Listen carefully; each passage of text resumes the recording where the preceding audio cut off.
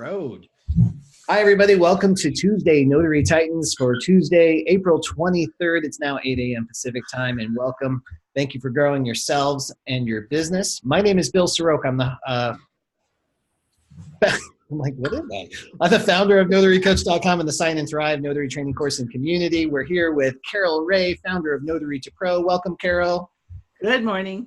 And we have Laura Buer. Laura, I'm so glad you made it. Good morning. I'm so happy to be here. She's from CoachMeLaura.com. Laura was going to miss today because of the AB 199 hearing, right? Yes, and it was such exciting news. I don't know if Matt Miller's on the call today, but thanks to his driving efforts particularly, as well as other notaries who showed up and said, the bill is not notary friendly. We need some alterations to this. The author did pull the bill, and there will be some negotiations, and we'll see what we can do this summer to have something that's more notary friendly. Awesome. That's great to hear. So is that what you're excited about today, Laura, or do you have something else? I have some other things. All right. Well, tell us about it. My son was in Fullerton this weekend, and he was defending his thesis and successfully did so. And now he will be walking down the graduation aisle on May 18th for his master's. And I'm very excited about going down to Southern California and to see that happen. As many of us are parents on this call, to stand with your kid the whole way. It was not a solo journey, right? You know how they say it takes a village, and it does. And it takes parents having the stamina to go the long haul. So anyways, I'm extremely excited about his success and being able to be here to share that with him. So thank you for giving me a chance to tell you that I'm a proud mama. That's awesome. Congratulations to him. Congratulations to you. Carol, what are you excited about this week? Well, I'm also excited about my son. I'm going to share something that I haven't shared. My son was diagnosed recently with heart failure, congestive heart failure, and things didn't look really good. He had open heart surgery a few weeks ago, and he is doing great. And the doctors say he's just going to be fine. Everything looks wonderful. So I'm excited about that. And I'm also excited because we had a Coast Guard function here last weekend. And my husband worked really hard getting things ready in our patio for spring. And our house looks great, and the patio's all clean. Big day, big day. Well, I'm happy to hear about your son too. I know that's been a struggle and a stress point for you for sure. So he's doing just great. Wonderful. Wonderful. Well, let's dive in and talk about our topic today. Well, actually, we have some really great questions. So if it's okay with you, I was thinking we might jump into the questions first, and then we'll move into the building of authentic relationships and the different strategies that we've used to do that. Does that sound okay for you guys? Yep. Yeah, Carol, Laura? Yep. Yeah. Hello? We're ready. I'm reading questions here. Yeah, all right. Here, let me, do we have some live ones first? Should we start live? Yeah, let's see if anybody wants to pop on in and has a burning desire to ask something. Love those burning desires. Anybody have a question, challenge, anything that we can help with? If you send in your questions, I do have them and we will get to them. But if you'd like to ask live, feel free to do so. It's called engagement, guys. This is your opportunity to be right up with the big boys. What was the unfriendly legislature in California? I'm sorry, say it again, Steve. What was the unfriendly legislature in California? It was well, I'll let Laura talk about it. It's remote online notarization, but go ahead. So Steve, it was Bill AB 199, and it was to bring remote online notarization to California, which is not allowable at this time. Only e-notarization is allowed. And the bill that was presented just had quite a few gaps where it didn't indicate how something would be or who would be responsible. It, in several areas, may have left the notary holding the bag. There were some other issues with the bill as well. And fortunately, for some brave notaries, I was at the back of the line, but there were some brave notaries. Matt was in front of that line who went to the hearing. I went to the hearing to speak up and say, this is not good for us the way it is. We're not saying we don't want it. We're just saying we don't want it like this. And can we have an opportunity to help make this better for everybody? So when we jump in, it will be a good thing. Yeah, so they listened and pulled the bill, and we're going to have an opportunity to see what we can do to sculpt it. That's great. Thank you. That is great. This is just a real life demonstration of what the power you have when you use your voice. You know, we don't have to just sit back and just take whatever the industry throws at us. We do have a voice in this. So I love that Matt really led the way. Laura, you were showing up for hearings and participating in that and then sharing the journey with us. The remote online notarization summit is still in full effect too. So we have some more interviews coming down the pike on that one too. So we're just going to educate and hopefully inspire, whether you agree with it or not, just to take some action and let your voice be heard. What are your thoughts on how the e-signings will affect this industry? You want to clarify that, Laura, between e-signings and remote online notarization first? Just to be sure, e-signings in the state of California is perfectly legal. And that is where I'm doing it on the computer and my signer is face-to-face right with me. It's just that I'm electronically posting my seal. Remote online notarization means I might be notarizing for you and you are in some other state, some other location, you know, around the world. And that's what that bill is for. Now, e-notarization is already happening in California and has been. I have an e-seal myself. The industry that's probably driving that is the real estate industry, really. And that's where you're going to see it already happening. And that's going to be the driver to the whole thing. And ultimately, it will, I think, live side by side with remote. Although once you're on a computer, you know, why go see somebody? You know, you have to, you're going to do it on the computer anyways. That might still insert us into the equation, though. Say that again? Still insert us into the equation, though. We still have to be a part of that process. Well, absolutely. The notary is never not part of that process. We are 100% part of it from front end to back end. They still need the notary to handle that authentication. Okay. Even though there may be technology helping us do that, we still need to be a part of that. Good. Thank you. I appreciate that. Absolutely. Absolutely. Okay. We got some other great questions over here. I want to say, are we supposed to charge tax for our general notary work? No. It's tax on service. For a service, you don't charge tax on that.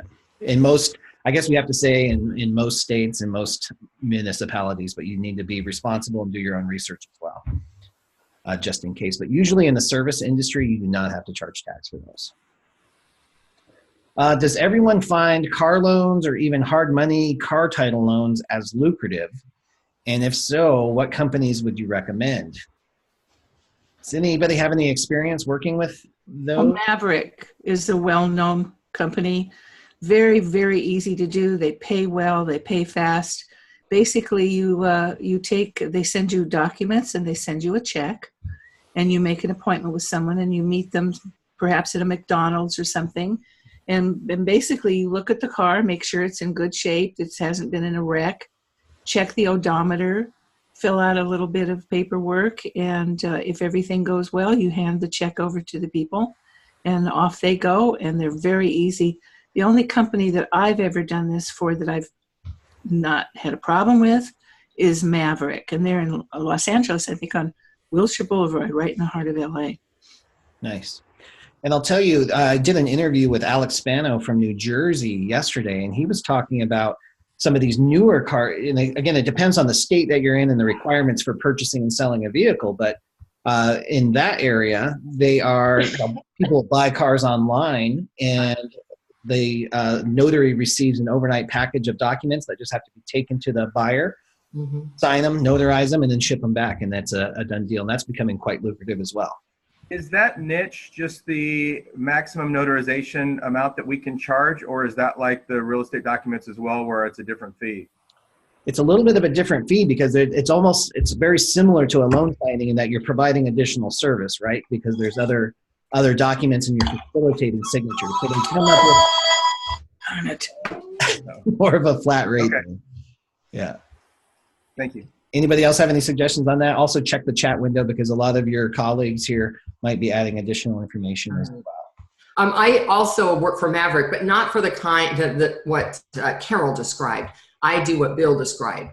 And so when people buy a car online and they are going to be receiving it on my end, where I'm at, I get an overnight package from them. Usually I have about 48 hours to get this thing turned around. And it's usually about anywhere from about a dozen different documents, but none of those are notarized. There is a document that actually has been created for this purpose called an affidavit of identity, and that's the only document I'm notarizing. I may be also asked to collect thumbprints. Sometimes they actually send me a thumb printer. I think those are the car dealers that are in states where notaries don't collect thumbprints. They don't realize I have a thumb printer already. So I have to collect it for the affidavit of identity. And that's the notarization that I perform. And then I have to collect it on a different document that is just for them. And then I send the thumb printer back and everything else back. The appointment usually runs about 15 minutes, if that. It doesn't take very long at all. And Maverick pays a flat fee, structured like a loan signing. And all of the ones that have been sent to me have been in my area. I've never been asked to drive more than 15 minutes to any appointment. So I think that it's a very productive use of my time, and I love squeezing them in anywhere that I can. Nice. Awesome. Thank you. Awesome. Great question. Great question. Are there mobile signing jobs or loan signings outside normal 9 to 5 business hours? Can an evening or a weekend mobile notary venture into signings and see some success? Carol, you want to take this one? Sure. Okay, I had to unmute because my phone won't shut up. Yes, we used to do a lot of outside the normal business hours. And I do tell people when I take new students, I like to find out what kind of a community they live in. Because if they live in like a typical blue collar area, they're going to have a lot more signings in the evenings and on the weekends because people work and they can't just take off work. If they work in perhaps a wealthier area, it might leave it open to different, area times during the day. If they live in a senior area and they're doing reverse mortgages, they may be looking at a lot of daytime work, but there's a lot of work done in the evenings and on the weekends. But it does depend on what kind of a community that you live in, I think. Yeah, I think that plays a big role. And I used to call the hours between 5 and 8 the power hours, because that's when people are getting off of work and there's 5 p.m., 6 p.m., 7 p.m., 8 p.m. signings all day long. And then anything later, those are a little few and far between. And then of course your earlier signings. But I've trained my escrow clients to start scheduling at 5, 6, 7 o'clock in the morning, because those are power hours too. People are up early anyway, getting the kids ready, and they don't have to take time off of work. So that's been pretty popular as well. And then Saturdays can be pretty popular, but very rarely are there signings, traditional loan signings anyway, on Sunday, every now and then. When we lived in Arizona, Bill and I had a lot of signings that were like 6 o'clock. I can still remember, because people had to get to work, at a reasonable time. They had travel time and everything, and we didn't mind. I enjoyed those. Yeah, I love them too. I love it. Laura, anything to add on the hours? Yeah, I do. Although I see them all over the place. I see plenty of opportunities after the 6 o'clock hour, after the dinner hour, myself, and Saturday mornings, and occasionally Sundays. So yeah, we need people who are available, who can do that in the evenings, because there's lots of notaries who are doing it during the day and they don't want to do it in the evenings. So there's plenty of room for everybody in that. Yeah. Yep. Awesome. Awesome. Let's see. All right, I'm going to skip over to the PowerPoint so we can see some of the ones that were sent in from the emails as well, real quick. Let's see. I have a really quick question. IDs. I've been a lot of out-of-state IDs. Do you guys have any recommendations on what we can do, or what kind of book is out there to recognize out-of-state IDs? Yeah, I do. Yeah, go for it, Laura. There are 2 different ID checking guides out there. One is called the ID checking guide. You'll see them frequently in banks. The other one is called the KEESING, KEESING ID checking guide. The NNA does sell both of them, and you'll find these books typically, like I said, in banks or shipping centers where the public is coming in and they more likely have out-of-state. I keep one always because I get lots of out-of-state IDs. And not only does it show you a color photograph and what all of the features are, security features, the layout, the numbering system, the term. If there's a weird rule in that state that nobody else knows about outside of that state, it will disclose it. And so that's how I know a lot about like Arizona and how long it's out there forever. And how I know that in Washington, active military do not have an expiration date on their ID, which if you didn't know that, you might say, how could you have a driver's license without an expiration date? But in Washington, they do that for their military. So those kind of resources are great. Thank you. That's huge. All right. Let me see here. All right. We got one free from Budweiser at one time, didn't we? Yeah. Frequent customer? Oh, I'm sorry. I forgot. I'm not muted. Bill, I got one free from Budweiser. Yeah. Or Anheuser, whatever it was, Anheuser-Busch. They had a great one, and we got it for free. That's awesome. And, you know, most title escrow officers will have one in their office as well. Yeah.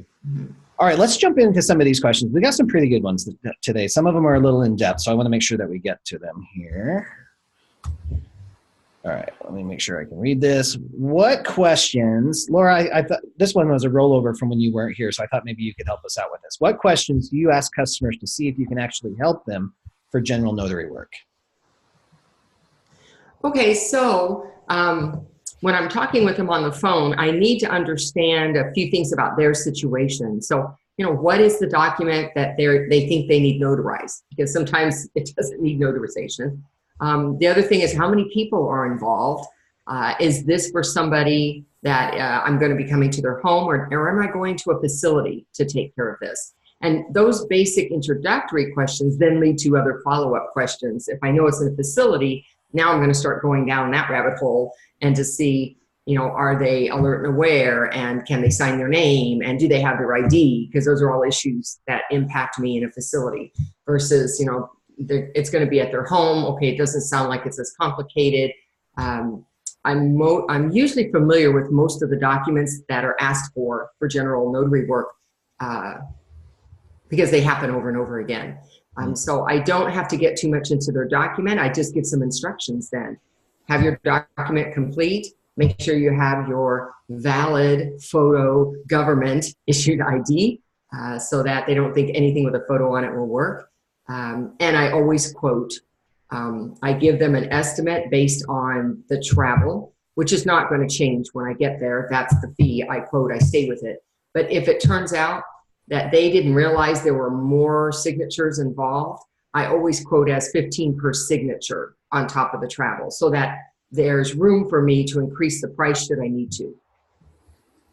Excellent. Excellent. You know, one thing that I started doing too is I started realizing that a lot of times the forms weren't completely filled out.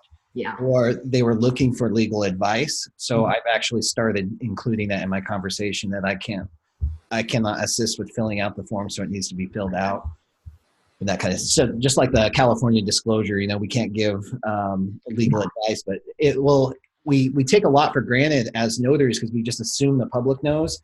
But you can see what a gray area that we work in. There's a lot that's just not clear to us, and we work in the industry every single day. The general public who only uses a notary every now and then just has a different perspective of the role we play. So we have to kind of define that a little bit. Next question. I know this is a national call, but could someone briefly describe the California per diem interest rate disclosure? Also, how do we present this disclosure at a loan closing? Carol, can you help? Unmute myself. That's a start. Yeah, well, I think what I'm talking about, I hope I understand it, is that there's a portion on the documents, and it's not just California, but where they say if you want to close, that you're being charged per diem, the interest rate, and if they want to hold off until a Monday, the first business day after the loan closes, not closes, but is ready to fund, then it will save them interest over the weekend. If they want to fund it on a Friday and be able to close it on a Monday, then they can choose that, but they understand that the per diem is being charged over the weekends, just a little extra money. Most people don't care. And is that enough? Well, the challenge I think that a lot of signing agents have is that there's not selections made, and it's not really clear. It's not laid out like that. So how do you describe that document to a customer? Well, I tell them exactly what it is. If you want to save some money and fund a day later, fund on Monday rather than on Friday, you save whatever interest rate it is over the weekend, and that's really not a lot of money usually, and they get to choose because most people really don't care. That's what I found. They don't care. Yeah. So. Not a huge chunk of change. Laura, how about you? Do you describe it any differently? No, I don't. I don't go into it very much at all. It's just not my expertise. So I do what a signing agent does is I say, this is what it is. And if you want to know more about that, feel free to talk to your title company or your loan officer. Mm-hmm. All right. I have a question. Yeah. This was a question that was posed to me by one of my students, graduates. And I had to really stop and think about it. And I'd like some opinions. She was doing a signing, and it was very obvious that this person was telling an untruth on the documents. They signed an occupancy agreement, said that this was their primary residence. She knew for a fact that it was not their primary residence, that they had a homestead on a piece of property. It was part that was in the paperwork. And she felt her conscience wouldn't let her complete this without alerting the closing, whoever it was that she did, title company, I think, or the lender. And so she posed this question to me. And I'll tell you what I told her, that we are not the police. I did think it was a good idea that she let the loan company know, whoever it was she was dealing with, know that was actually part of the documents, that somebody may not have been aware of the fact that they were signing an affidavit. She was issuing an oath affirmation to these people, and she knew for a fact that they were lying. I told her that she's not responsible for deciding that. And as long as she issues the oath and they swear to it, she really can't get herself involved in whether that's right, wrong, or whether they should have the loan. What do you guys think? Because I really thought about it. We just talked about this a little bit yesterday, Laura. Do you want to chime in on that one? Yeah, our role isn't to be the detectives. And if it comes to our attention, because we know it, or it just inadvertently comes out at the table, it's not my job to concern myself with that. I do the job, and I alert whoever my contracting company is that this comment was made at the table, or how I know whatever it is, so that they can do whatever it is they think is appropriate. And that's the end of it for me. It's not my place. Common sense. Okay, good. Yeah. I know I felt funny after I told her, because you don't want somebody to go into a situation and they know that they're notarizing something that's a lie. They're very much aware of it. So yeah, that's pretty much what I said. We can't be that police. We can't do that. It's not our role. Yeah, we are not law enforcers, and that's why this actually came up because kind of talks about it. But number one is always personal safety too. Like if we've gotten down to the closing table and they've signed documents and it's clear that they are committing loan fraud, we do not want to be on their turf confronting them on that. That's not our job, not our role. We don't want to put our lives in jeopardy to do that. So I totally agree. I always report it. I report it in instances like this, but also, when somebody's refinancing, they've signed disclosures that say this property cannot be listed for sale. And there are times when you show up and properties list, it's got a sign in the yard. Yeah. So they sign a document that says, nope, I don't have it listed for sale, but sure enough, it's there. And, some people can turn their heads on that, but in my role in integrity, once I know it, I can't just not unknow it. I can't do that. So I take it upon myself to just report everything, and then however they want to handle it, they handle it. Thank you. All right. Thank you. Great question. All right. I had my first instance of a signer wearing traditional Sharia clothing, a burqa, that covered her face. I viewed her driver's license, which also covered her face except for about an inch of her eyes. The signature on the driver's license was a scribble. It was non-distinct that anyone could have drawn. How would you have handled this? Laura, can we start with you? Yes. Well, two things. One is, I don't know if people's memory go back far enough, but there was a lawsuit very similar to this situation, actually, where it was a male notary, and he asked for her to remove the burqa so he could see her face better, and she refused, for religious reasons. And ultimately he said, well, okay. And as it turned out, she wasn't who she said she was. She was actually the guy's girlfriend, not the guy's wife. And in the end, the notary was held responsible for not stopping the notarization or having a female notary take care of the rest of it rather than moving forward. And so he ended up facilitating the fraud, not knowingly, but doing so. So I would say that if I'm in a situation where I do not believe I can properly identify my signer, I'm not going to complete that notarization. Too much liability. Wow. Carol, any input on that one?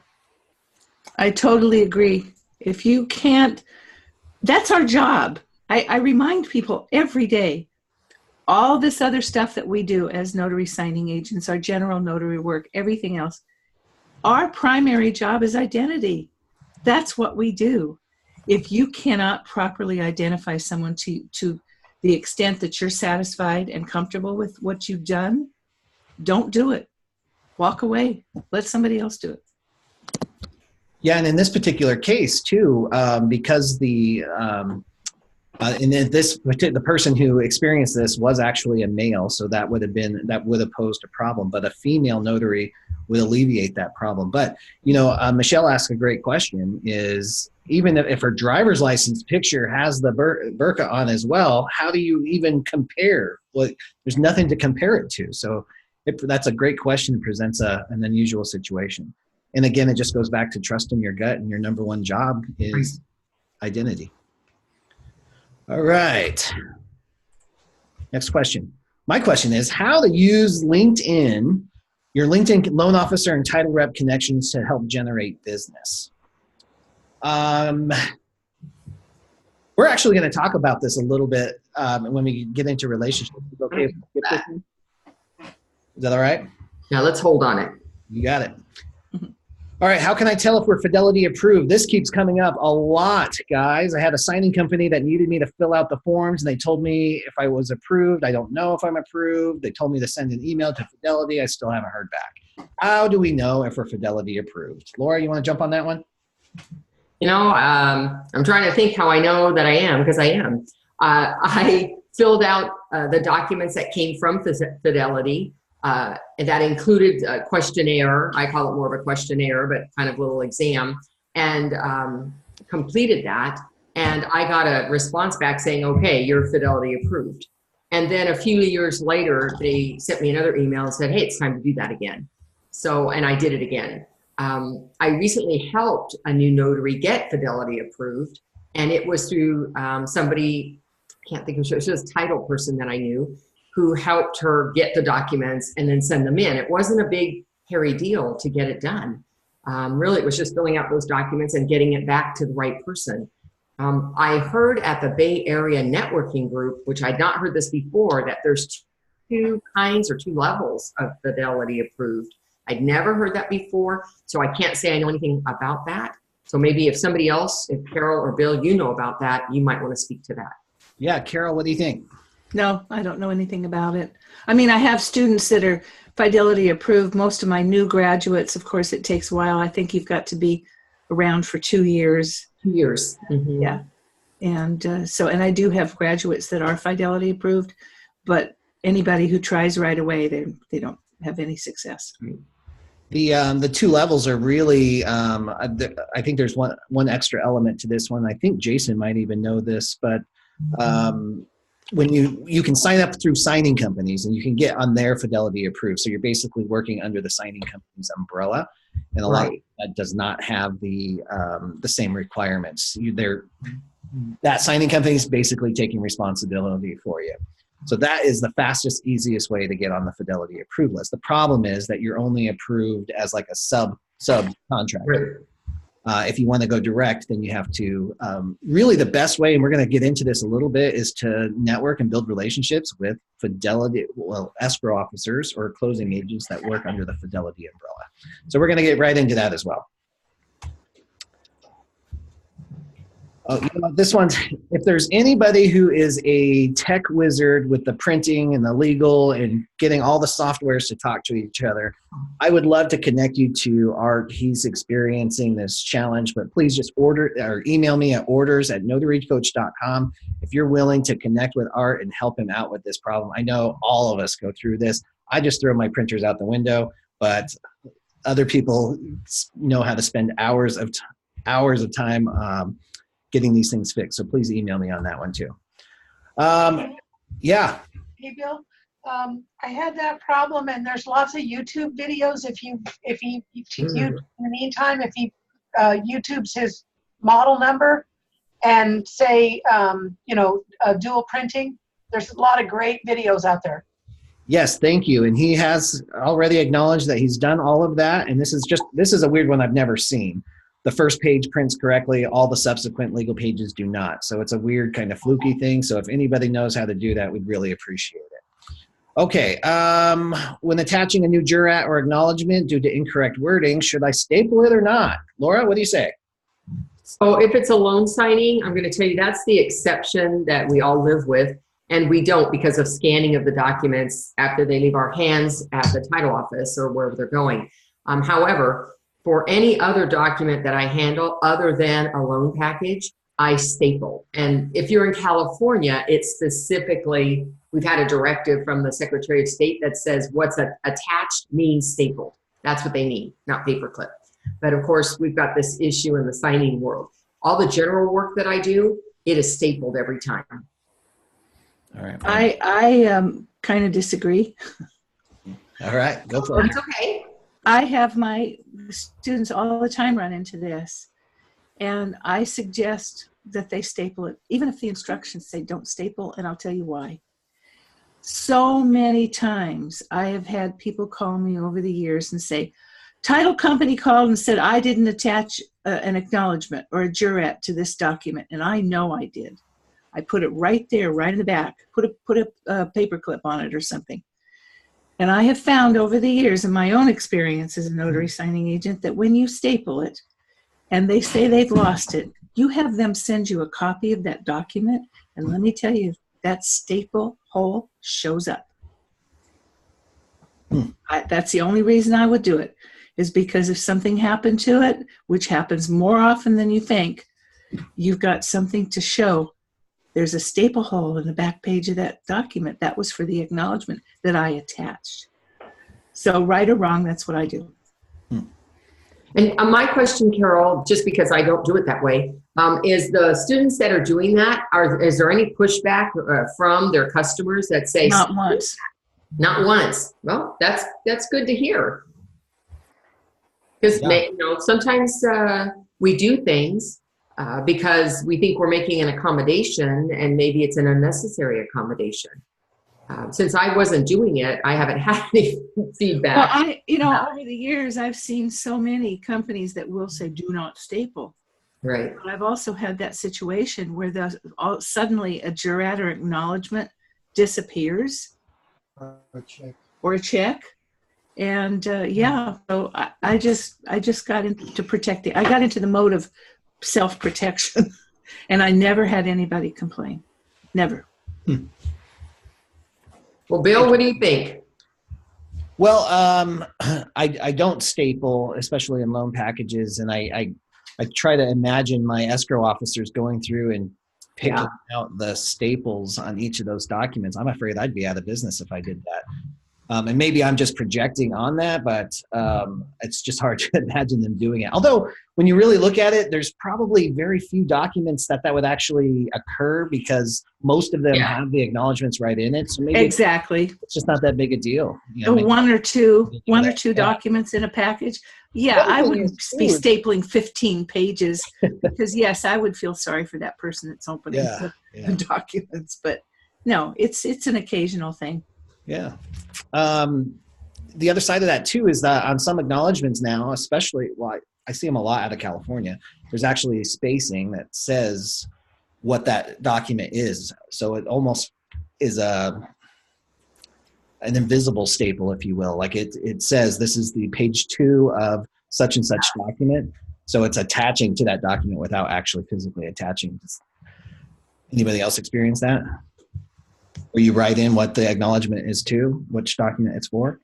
Yeah, you know what? Of course, I use the NNA style certificates, and I always, some people don't like to fill it out, but I always fill out what the document was, what it belonged to, what the pages were, that whole 9 yards. Even though it takes me a little extra time for those few documents, so that is very obvious. And then on the document itself, I write that see attached acknowledgement or see attached jurat, so that they can see right there, I had a certificate that belonged to that document. I have not actually, 15 years, I've not had a call that said, we didn't find your acknowledgement, or it hasn't happened to me. I haven't experienced that either. But okay, let's jump in. We're going to pause the questions now. Let's jump into relationships, because this is a big deal, guys. You hear Carol, Laura, and I, and really everybody acknowledges that this is a relationship-based business. But what does that mean? How do we jump in and actually use this practically in our everyday business? So both Laura, Carol, and myself are just going to share some of our experience and what it means to build authentic relationships. Now, Laura, who wants to start? We haven't really talked about that, but who would like to start? I'll go. Carol's going to go. Carol's so brave. I don't have an awful lot to talk about that people today might relate to, because I started my notary signing business back in 2000 or 2001, and it was different back then. There was more title escrow and less signing services. The signing services really started to come around, I think, in the mid 2000s, 2006, 2007. I don't know if you two will agree, but it seems to me in my memory that that's what happened. So in the early days, you got a lot of your work directly from title and escrow. And of course, you did whatever you needed to do to try to build a relationship. And I'm going to give you a scenario very quickly of something that happened to me that paid off for my graduates. I was working with a company called Vantage Point Title. And Vantage Point used to give my husband and I a ton of work when we were in Arizona. And I got to know the scheduler very well. She's just a sweet, sweet girl. She called us for everything. And we would talk, quickly, but about our families and get to know each other. She left about the same time that we left Arizona, and she said that she was taking a very long leave of absence because she was starting a family. That was back in 2013, I think. Obviously, I didn't hear from her. Notary to Pro was going well. I was no longer doing signings. I think I was doing a little bit. No, I didn't do anything after 2013. And so we moved to California. About maybe 8 months ago, I got an email from her, and it said, "Hi, Carol, I'm back, and I'm no longer a scheduler. I am the vendor manager for Vantage Point Title, and I want to hire your graduates." That relationship that I built with her, which was very typical of the relationship that I had with signing services and the people that we worked with, especially in the early days, is it's paying off, not to myself, but to my graduates, which is amazing. Building a relationship means not smoozing somebody, not being your authentic self. It means truly being yourself and letting people see you as who you are and working your butt off to do your best and be the best you can be. Relationships are everything, and they will keep you going for years. So that's really all I have to say. I know you guys have a lot of ideas about how to build them. I've been out of the business myself as a signing agent for a while, so I know things have changed, but relationships are still as important as they were. Absolutely. And I'm going to ask you, I'm going to dig just a little bit deeper here, Carol, because your average relationship with whether it was escrow or signing companies, did it last 2 months or did it last 10 years? Oh, it's for years. Mhm. Yeah, Now, of course, people move on and new people come in, and you've got that situation, which is heartbreaking when you get to know somebody and then they're gone. It is. And when you pick up the phone and you're talking to somebody, keeping relationships in mind, are you talking about your signing? Are you talking about their lives? Like, what does that conversation look like? How do you cultivate that kind of trust and that kind of loyalty? It's a slow process. It doesn't just happen. You just don't call up somebody and say, "How many kids do you have?" Right? You get just a little bit of personal conversation after you get the business over with was the way I always handled it. I was always curious about people's lives and who they were. And I'm always, I think, pretty much myself. Okay. And I think that's so important. They'll know if they think you're just making them feel good or paying attention to them because you want something from them, it's not going to work. You have to be your authentic self. You have to be true to who you are and show an interest, a true interest in that person. Get to know them as a human being, not as a title officer, an escrow officer, or a signing service owner, or whatever you're doing. I just think it's just be yourself. It's what I tell my students when they go into a signing: be yourself, because if you're not, people are going to know it and they're not going to trust you. There's going to be that little thing in their mind to watch what you're doing. Love it. Love it. Thank you, Carol.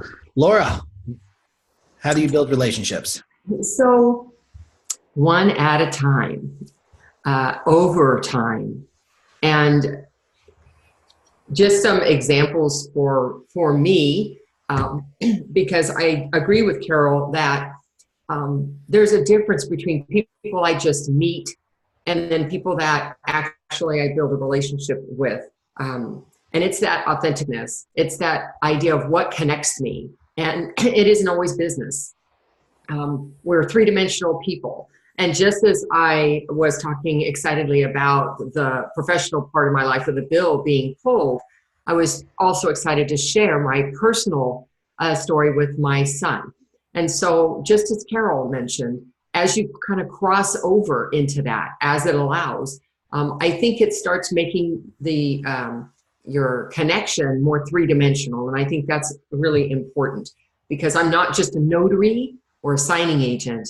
I'm a person out there in the world who has kids and a spouse and a house that needs something done and doesn't have to stop at the store and get milk. And oh my God, I had too many signings scheduled in one day and I messed up on one and I've got to make it right.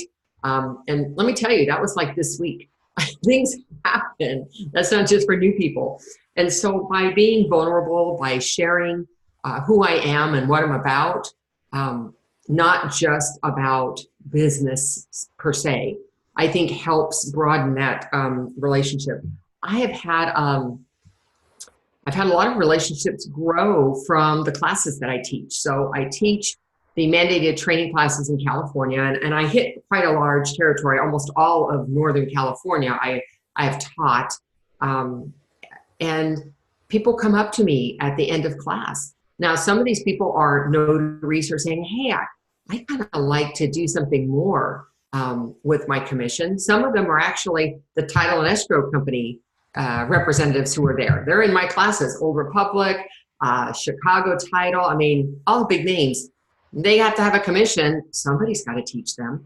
And they'll come up to me and they'll say, gosh, do you just teach or do you actually still do the work? Oh yeah, I do the work. Can I have your card? You know, they actually, because of how they met me, they already have a perception of what I would be about in terms of what I would do for a customer and how I would do the job.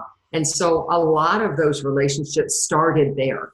It was that connection. And my trust connection is probably the best one, where he took my class, talked to me after and said, you know, I just think you would be a natural doing this trust work. Have you thought about doing that?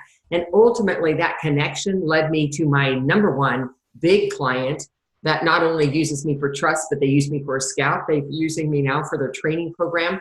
I mean, things expand. And I think a lot of that happens when you're willing to share your journey in life, not just your journey in business.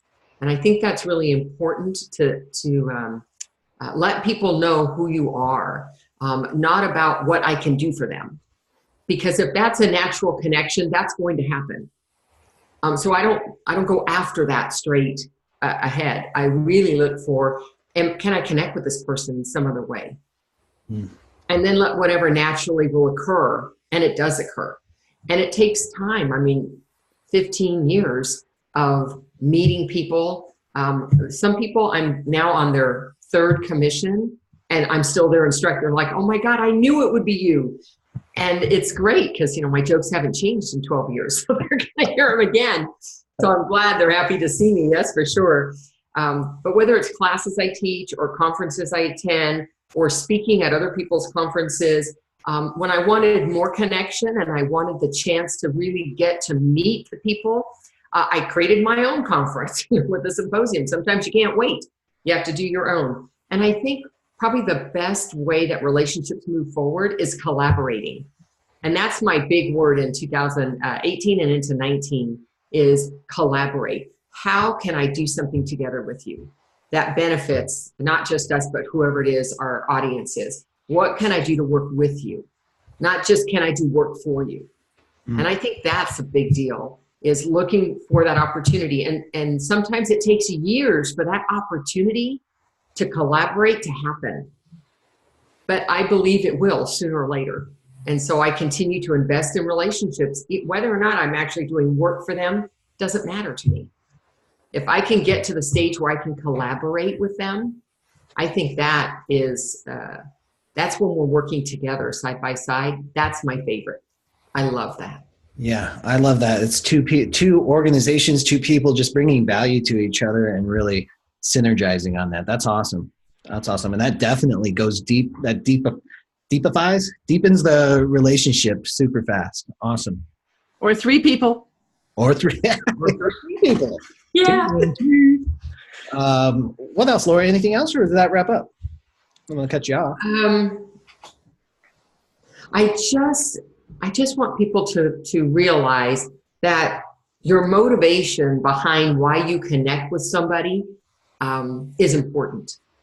If you're trying to make the connection just because you want work from them, that may not be a connection that's going to pay off for you. If you want a connection that is going to be long-term, that you both benefit from, then that is what's authentic. How can I be of value to you? How can I be a part of that for you, whatever it is? And maybe it's not me. Maybe I'm just a connector to something else. And sometimes that's happened for me where I wasn't the person that could help them get what they needed, but I knew somebody. And I love it when I can connect people that I know to say, you and you need to get together. because you guys are going to be able to do great things together. And I think that's that last part of the collaboration is to know when it's a great thing, it's a beautiful thing, when you can connect other people. Yes, super powerful. Yep. I love it. And it ties right in because what Carol said, you know, she gets curious about people. When you get curious about people, you start to tap into something deeper than just the role that they play. And that's so important. Awesome. Well, guys, I have just a few minutes and I wanted to dive into basically just 3 basic rules for building relationships. This is a super in-depth topic, obviously, but I wanted to leave you with 3 practical things. And of course, I made a little presentation. So if you don't mind, I'm going to just share my screen here and do this. Okay, so 3 basic rules for building authentic relationships. You know, before we roll into this, I really want to bring a highlight to both what Carol and with what Laura said, what I'm going to share with you. There's almost like a presupposition that you are working on yourselves too, because we can teach you all of these skills on building authentic relationships and connecting and sending emails. But the reality is, if you're showing up to the world with a personality that maybe comes across as abrasive, or maybe it's just not in tune with your audience, you know, we've all had those people who overshare, or they talk your ear off. They don't care if you're there. You could probably leave and they'd still keep talking, you know. All of that self-awareness bubble has to be there. We have to be continually aware of how we're showing up and the impact that we have. So keep that in mind as you start thinking about building authentic relationships. Is how am I showing up here? How am I impacting the people around me? So the first rule is, number 1, be you all over the place. Right. This idea that you can be one person at work and one person at home is false. That creates a separation of energy, that creates inauthenticity, that separates your energy, and people can sense it. Mm-hmm. And like Laura said, you know, she's meeting people at her training. She's meeting people at the grocery store. She's meeting people at the Capitol building. You know, you're going to be meeting people everywhere. Mm-hmm. So part of authenticity is letting your true self be there, wherever that might be. If you don't feel like you're at the level you want to be, create a vision for yourself and hold yourself to a higher standard and grow into that. That's part of the becoming process in that. But wherever it is, we have to be ourselves. Number 2, people work with who they know, like, and trust. There's no getting around this, guys. This is what we mean when we say this is a relationship business. People will work with who they know, like, and trust. So how do you do that? You have to get to know the human being behind the name tag. And this ties right into what Laura and Carol are saying, is we have to dig a little deeper. We have to, number 1, be vulnerable and show up first. Mm-hmm. Because we have these social and work rules that we can't be personal, and we have to kind of respect that. But at the same time, once we're vulnerable and we share maybe our sense of humor, maybe we share a story about what's going on in our lives, it kind of crumbles that wall a little bit. Maybe we see something going on with them. You can just see it in their eyes that they might want to talk, or they have something to share. They're excited about something, or they're sad about something. So we can tap into that. This is why we lay this foundation of getting to know people on a deeper level, because we don't want to be transactional. We want to grow the relationship here. So how do we do that? Number three rule is stop selling. Just connect. You know, almost everybody on this call, if you're attracted to my course, if you're attracted to my style, you're probably repelled by selling. You're like, oh my God, I'm not a salesperson. I don't want to sell stuff. That's why I want to be a mobile notary and loan signing agent. But when you start your initial contact, the first thing you do is start selling. So I want to give you some examples of what that looks like. First, what not to say. And you know, I love the Golden Girls, so there's going to be a Golden Girls theme here. Just roll with it for me. Mrs. Devereaux. My name is Sophia Petrillo, and I'm a National Notary Association certified loan signing agent and mobile notary. I love helping people and will go above and beyond to represent you professionally at the closing table. Not only do I dress professionally, but I pride myself on time every appointment. I have been trained by the best in the business, so I understand loan documents and have a smooth and efficient signing in my experience. Telephone operator, blah, blah, blah, blah, blah. This is what most of us send out to escrow officers. Oh my God. Does this sound familiar, Laura? Yeah, I just got one recently, and it was like top to bottom, side to side. My eyes were crossed by the time I got to the like 5 paragraphs about how great we are. Now, here's the thing. When you read this, it actually has information that is valuable, that it might actually grow a relationship at some point. It is important where you serve and where you do. The problem is that this is like the equivalent of seeing somebody at a bar that you're interested in, walking over, introducing yourself, asking them to dance, asking them to marry you, and then divorcing them all in the same time. Like it's all happening in one 30-second conversation. So that is the problem is we're just throwing up all over people. So, and you've probably experienced this. You've probably been in an experience where somebody starts talking to you and you're like, oh, hi, nice to meet you. And then all of a sudden you're getting their 4-hour life story and you're like, oh my gosh, I regret starting that conversation. So that's what a lot of the escrow officers are experiencing. They are super busy. They don't want to read about how great you are. No matter how relevant the information is, none of that matters because you're talking about yourself. You're up here with a bullhorn talking about how great you are. So there's a different strategy that you can do. And this is what one of the key elements of my morning mastery too, is doing a little bit of research on the front end, but I don't want to dive into that right now. So I want to show you some examples of what you can say.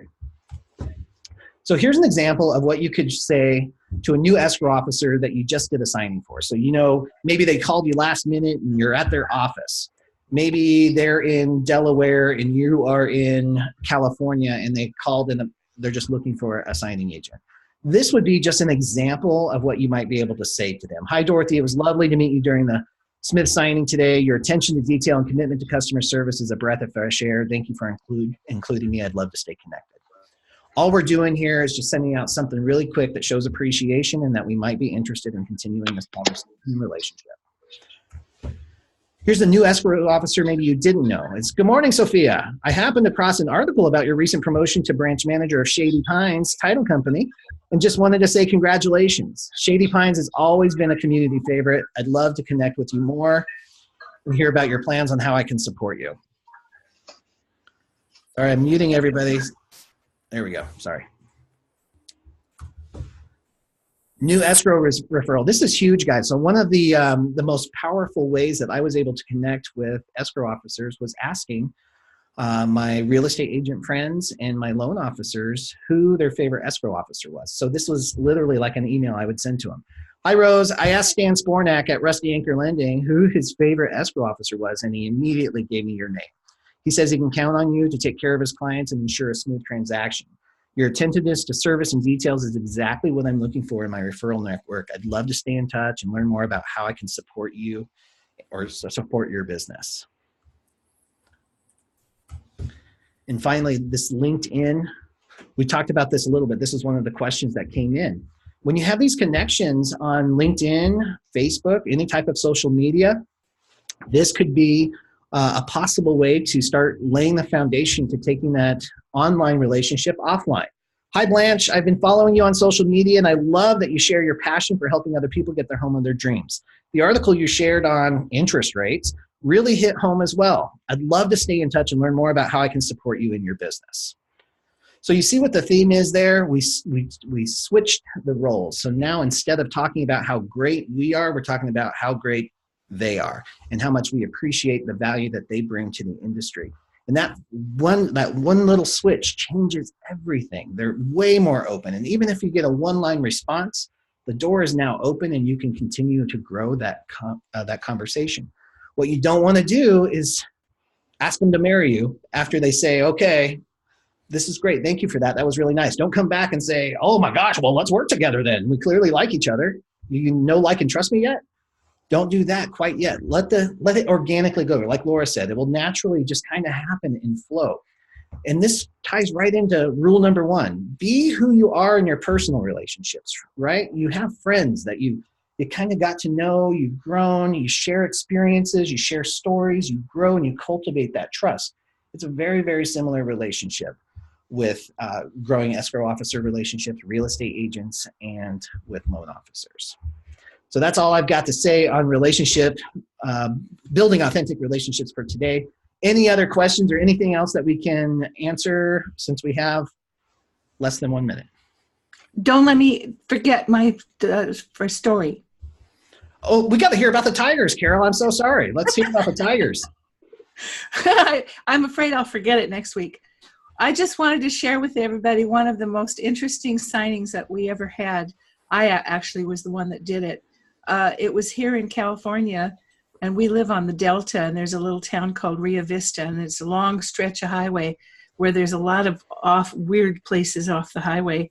And I was called to go do one, which was way out in the gravel roads. And I got there, got out of the car, got into the house, and we sat at a table. And behind the table was like, I can't remember if it was a sliding glass door, huge, or big windows.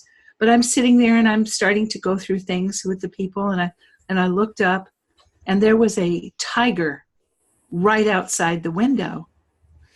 I'm like, what the heck? And I'm rubbing my eyes to see, did I really see that? And as it turns out, they had 18 white tigers in cages out in the land behind their house, because they used to train tigers. And I can't think of the name of it. You might know it, Laura. It's right off the 80. It's a kind of a park, for fun, and it has animals and stuff. And they used to be the trainers for the tigers. And when they retired, they committed themselves to taking any tiger who was retired and taking care of them for the rest of their lives. And they did. And they had 18 huge white tigers in these big cages. Bill and I went out looking for them a few months ago, and the house was still there. The parents had moved. The son was there. And how many did they still have? Just a few, right? 6, I believe. 6, he said. Wow. That were still there being taken care of by the son. But I thought that was one of the most interesting signings I've ever had. So maybe one of these days we can have everybody share some quirky signing that they've had. Oh, we're going to probably have to do that, especially with the animal tie-in. I think Bernice will beat us all. She's in Arkansas. It's a zoo out there, apparently. She's always posted pictures of animals, wildlife, all kinds of stuff. All right, guys, that's it. I want to respect your time. It is 9 a.m. We've been here for an hour. Thank you so much for growing yourself and your business with the Tuesday Notary Titans. I will send out the slides with the email and the video link, and I hope you enjoy those. I hope this was helpful. Thank you so much, and enjoy your week. Have a great week. Laura, thank you, Carol. Appreciate your time.